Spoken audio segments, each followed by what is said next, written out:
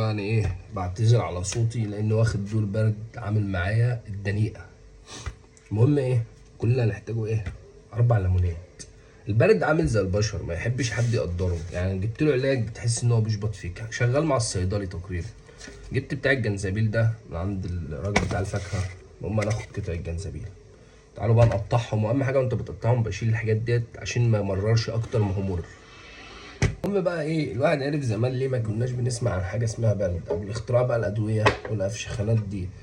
لان زي ما قلت لكم البرد ده شغال مع الصيدلي، يعرف ان انت تعبان، تمام، تروح للصيدلي يديك لوكشة ادويه. المهم البرتقاله بعد ما قطعناها نحطها، الجنزبيل بعد ما قطعناه نحطه، تمام.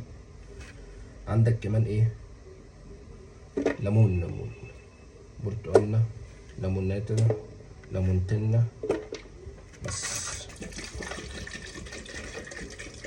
سكر اهو، حلو كده كفايه. خلطنا بقى نديله ايه، نضرب بقى. بعد ما ضربناه 18 20 30 مره هنجيب المصفى والكوبايه بتاعتنا. الكوبايه دي انا هينها والله، انا بستعملها في كل حاجه في الحياه.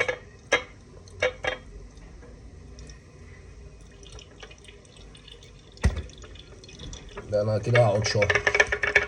كنت صفيته بالمصفى الكبيره ورجعت له.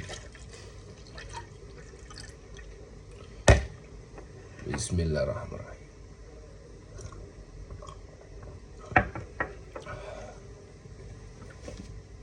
وتلكفة تنام.